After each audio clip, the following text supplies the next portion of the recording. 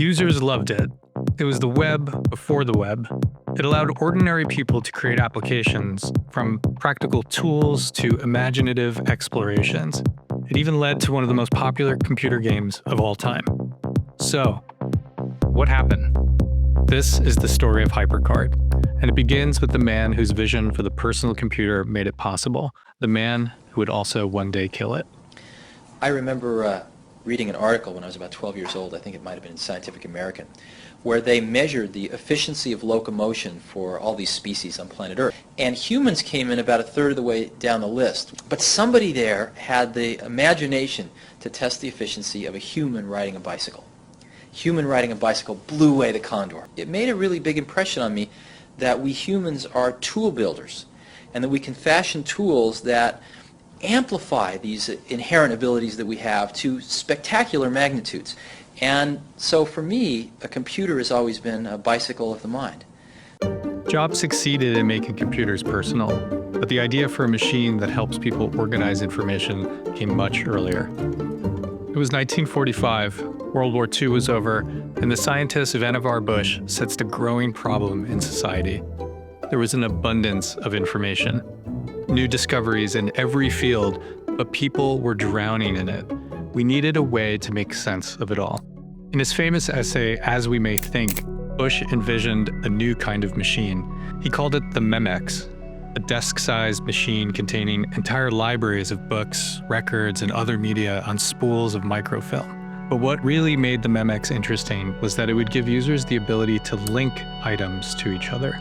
A tool for thinking that worked the way our own minds do, by association, pathways, connections. There was one major problem, though. The technology to make the Memex was still decades away.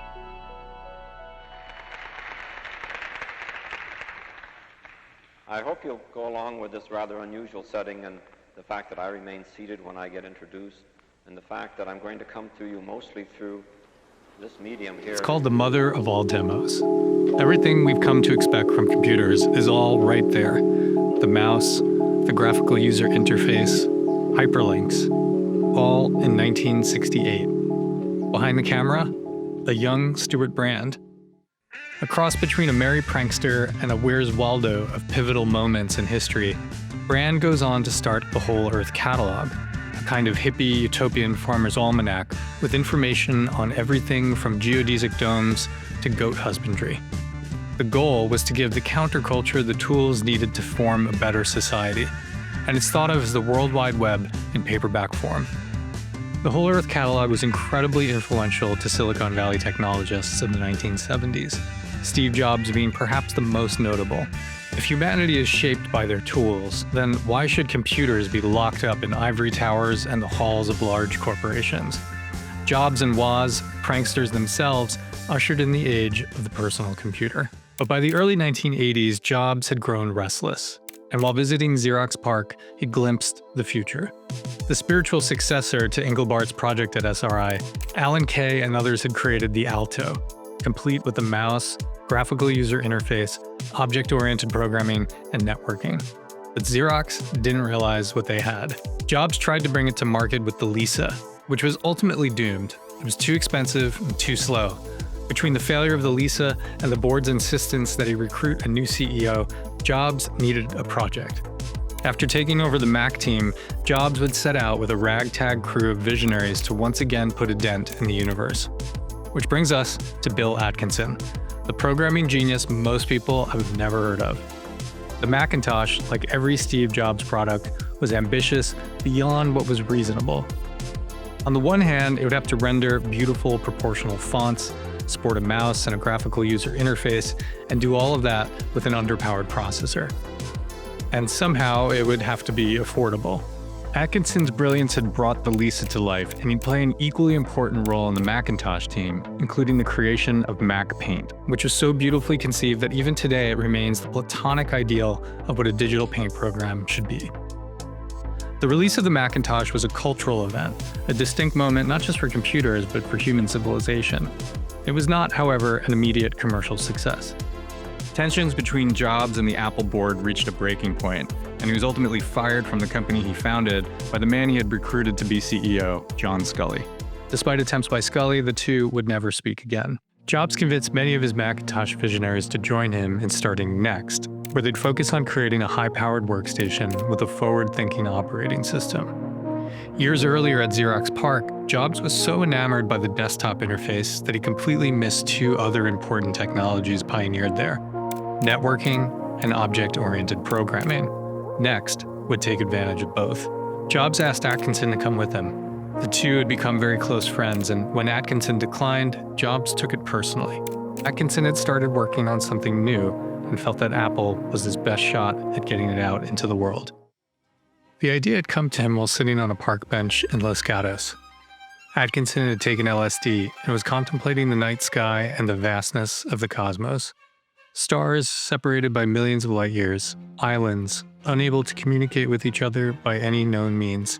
And when he looked down at the street lamps, he saw pools of light separated by darkness.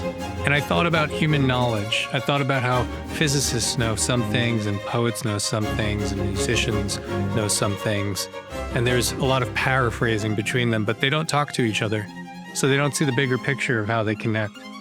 In this sort of acid haze, I thought about the relationship between information and knowledge. In Atkinson's vision, every person in the world stands at the apex of Spaceship Earth. Every person a leader. But leadership requires wisdom. And while the world was full of information, wisdom required connection. It was an echo of Vannevar Bush's Memex concept from 40 years earlier, a reverberation in the universe, relayed by Engelbart, ready to be received and expressed through Atkinson. Like the Macintosh, the beauty of HyperCard was in its simplicity. The metaphor was a stack of cards which could contain pictures, images, text, and then be linked to other cards, creating a kind of personal web. Unlike most authoring tools, where creators and consumers are separated by a steep learning curve, HyperCard would offer a gentle slope with 5 user levels: browsing, typing, painting, authoring, and scripting. Inspired by Smalltalk, Dan Winkler created HyperTalk. Instead of clunky syntax, it would allow users to write scripts that read like plain English. In Atkinson's words, HyperCard was open source before there was open source. You can open up any button and look inside to see how it worked. There was one more thing that HyperCard had in common with open source. Atkinson managed to convince Apple leadership to give it away for free with every Macintosh. HyperCard was a hit. With massive distribution, it made its way into the lives of not just techies, but casual users. Teachers used it to create learning applications for their students. Students used it to explore their own research.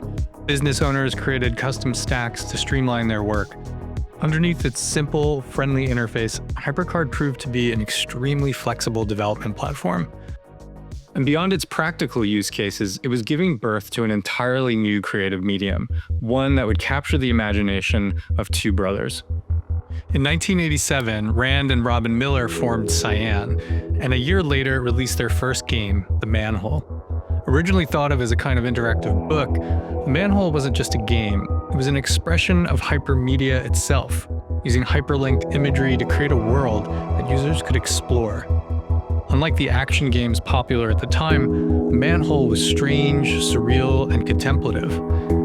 Experiencing it is like moving through another worldly gallery, but their most ambitious work was yet to come, and it would make gaming history. One of the most beautiful, often most baffling games ever made, Myst began as a HyperCard stack before being ported to all platforms.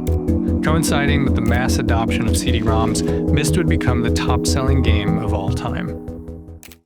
HyperCard had kicked off the multimedia era, but computing was about to undergo another fundamental transition.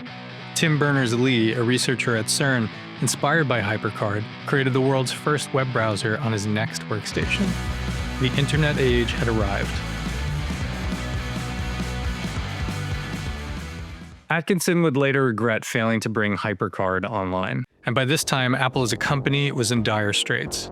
In a stunning sequence of events, Steve Jobs returned to save the company, cutting ruthlessly down to just a handful of products. HyperCard would eventually be canceled in 2004.